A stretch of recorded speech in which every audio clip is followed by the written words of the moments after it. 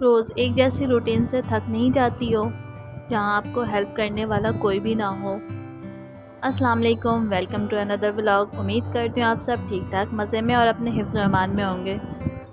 As a house wife रोज़ की एक routine, वही रिस्पॉन्सिबिलिटी, बंदा थक जाता है, बोर हो जाता है, तो उसको किस तरह आपने मैनेज करना है जहाँ आपको हेल्प करने वाला कोई भी ना हो। How to manage yourself, your house, kids without any help. मैं आज आपके साथ यही शेयर करूंगी कि मैं किस तरह मैनेज करती हूँ as a housewife with 4 kids, जहाँ हेल्प करने के लिए आप कोई भी ना खड़ा हो, अकेले हैं, सारी रिस्पॉन्सिबिलिटी आपके साथ है। घर को देखना, हस्बैंड, बच्चों की रूटीन, उनकी पढ़ाई, किसी तौर पे भी कोई डिस्टर्ब ना हो, उनके सोने जागने की टाइमिंग किसी तौर पे भी कोई कॉम्प्रोमाइज़ नहीं। मैं यही करती हूँ कि हर चीज़ को एक मैनेज करती हूँ। टाइम मैनेजमेंट बहुत ज़रूरी है ज़िंदगी में। बहुत से लोग होते हैं कि भाई आज का काम कल पे छोड़ देते हैं, लेकिन ऐसा नहीं करना चाहिए। मैं इस तरह करती हूँ, जो काम के जिस वक्त का है हाथ के हाथ उस वक्त किया, फ़ारिग।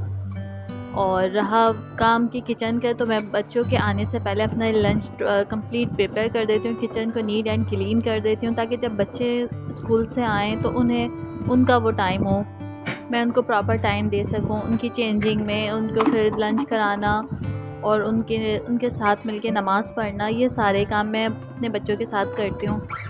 साथ ही यहाँ पे कड़ी बना रही थी। कड़ी वही बेसिक सी रूल होते हैं उसको बनाने के। बहुत से लोग बहुत डिफरेंट तरीके से बनाती हैं। मैं इस तरह बनाती हूँ कि एक जग में पानी डाल देती हूँ, बेसन, उसमें नमक, हल्दी, मिर्च और पिसा हुआ ज़ीरा, अदरक, लहसुन डाल के इन सबको अच्छे से मिक्स करके उसको पकने के लिए छोड़ देती हूँ। और साथ ही ज़ीरे वाली राइस इसके साथ मैं रखती हूँ।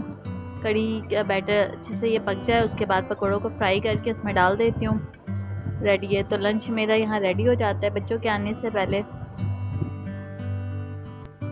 अपनी टॉपिक पे आती हूँ, जहाँ पे मैंने ये कहा था कि टाइम को मैनेज करना बहुत ज़रूरी है। आप बेशक एक पेपर में लिख लें या किसी भी तौर पे भी कि आपने किस तरह टाइम को मैनेज करना है। इस टाइम पे आपने ये काम करना है, और कोशिश करें कि बच्चों के उठने से पहले आप उठ जाएं और घर के काम करें, क्योंकि अक्सर माएँ इसलिए हौला हुई भी होती हैं क्योंकि जब बच्चे भी उठना है और साथ ही वो बच्चों के साथ साथ ही उठती हैं, तो घर का काम बिल्कुल फैला हुआ होता है। बच्चों को भी टाइम चाहिए होता है, वो अपना, क्योंकि बच्चे छोटे होते हैं तो लाजमी वो उठने के बाद अपनी माँ की गोद को ढूंढते हैं। आयमा के मेरे साथ यही है। आयमा के उठने से पहले मैं सारे काम कर लेती हूँ, जब क्योंकि हमदान और आलियान और ज़यान स्कूल गए हुए होते हैं, आयमा घर पे होती हैं, तो जब तक ये उठती हैं मेरे किचन का कंप्लीट काम हो चुका होता है।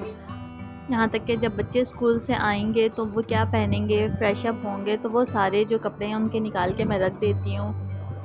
और आफ्टर लंच मैं यही करती हूँ कि जब कारी साहब आते हैं, कारी साहब से बच्चे पढ़ रहे होते हैं, तो फिर मैं बाकी कमरों की डस्टिंग कर लेती हूँ। कारी साहब के जाने के बाद मैं ड्राइंग रूम की डस्टिंग करती हूँ।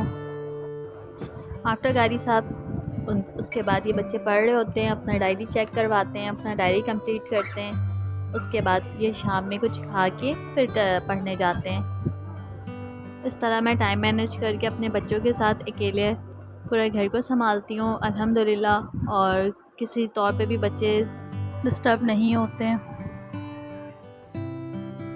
और रोज़ बच्चों की कुछ ना कुछ फरमाइशें होती हैं, डिमांड होते हैं कि मम्मा आज शाम में ये बनाना है, वो बनाना है, या कुछ भी। जो फिर रोज़ फ्राइज़ तो मैं नहीं बनाती, लेकिन उनकी यही कोशिश होती है कि मम्मा से रोज़ फ्राइज़ बनवा लें। तो मैं इस तरह डिवाइड किया हुआ है वीकडे को कि फ़्राइज़ हफ़्ते में 1 दिन या 2 दिन मैं घर पे बनाती हूँ, अच्छे से अच्छी क्वांटिटी में बनाती हूँ। और इसी तरह स्पेगेटी और डोनट्स, होममेड पिज़्ज़ा, पॉपकॉर्न, ये सारे चीज़ों को मैं एक एक दिन डिवाइड करके इनको देती हूँ। किसी दिन मैं इनके शाम के स्नैक में चाय पापे खिला देती हूँ। इसी तरह मैं पूरे वीक का मैं डिवाइड करके रख देती हूँ, ताकि रोज़ एक ही चीज़ खा के बच्चे बोर ना हों और इनकी हेल्थ पे भी कोई इशू ना हो।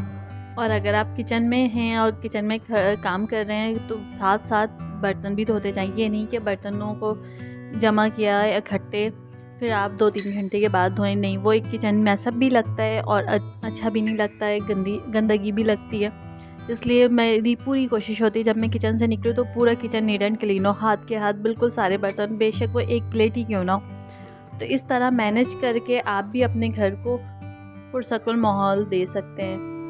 तो यहाँ साथ ही स्पेगेटी डन हो गए थे ऑलमोस्ट। बहुत ही मज़े की बनी थी। बच्चों के लिए मैंने ज़्यादा स्पाइसी नहीं रखा था। जब मैंने अपने लिए खाना होता है तो फिर मैंने ऊपर से चिली फ्लेक्स डाल के मैं खाती हूँ कि बच्चे फिर खाएंगे नहीं, इसलिए फिर मैं और बच्चे होते हैं। अपनी वीडियो की एडिटिंग मैं अक्सर रात में बच्चों के सोने के बाद करती हूँ, क्योंकि हस्बैंड के आने में अभी टाइम होता है, तो मेरे पास अच्छा खासा टाइम होता है। ये सारे काम जो करने वाले होते हैं अपनी वीडियो से रिलेट, वो मैं रात में करती हूँ। और जिस दिन मुझे एडिटिंग नहीं करती हूँ उस दिन वो मेरा मी टाइम होता है। मुझे कोई सेल्फ़ केयर करनी होती है तो मैं उस वक्त कर लेती हूँ। इस तरह मेरा जो पूरा दिन गुज़रता है, सुबह से ये रात हो जाती है, क्योंकि सेल्फ़ केयर भी बहुत ज़रूरी है। लाजमी वीक में 2 से 3 डेज़ इस तरह आप रूटीन रखें, टाइम बनाएं कि वो आपका अपना सेल्फ़ केयर हो। आप या तो कुछ मैनीक्योर पेडिक्योर कर लें या कुछ भी अपने फेस पैक लगा लें इस तरह, ताकि आप भी फ्रेश अप लगें, घर का माहौल भी एक अच्छा रहे।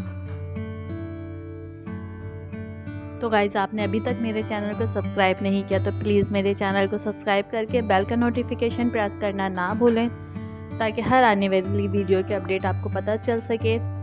और जो भी कमी बेशी मेरी वीडियो में, आप ज़रूर मुझे कमेंट्स बॉक्स में ज़रूर मेरे साथ शेयर किया करें। इंशाल्लाह मिलते हैं अगले वीडियो में, तब तक के लिए अल्लाह हाफ़िज़। अपने चाहने वालों का, अपने बड़ों की इज़्ज़त करें, माँ बाप की ज़रूरतों का ख्याल रखें, क्योंकि कल को हमें भी बूढ़ा होना है, हम भी इस एज में आएंगे, तो जो करेंगे वही हमें मिलेगा। इंशाल्लाह मिलते हैं अगले वीडियो में, तब तक के लिए अल्लाह हाफ़िज़। Subscribe for more.